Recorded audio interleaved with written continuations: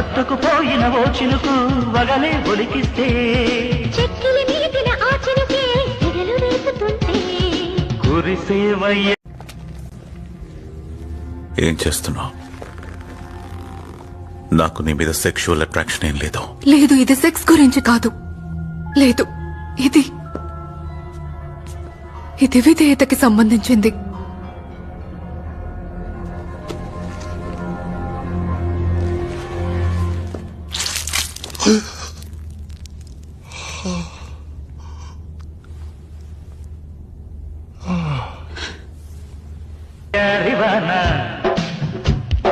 మెరిసే నీ కన్నుల జాణ కురిసే వయ్యారివాన మెరిసే నీ కన్నుల జాణ ముదిరే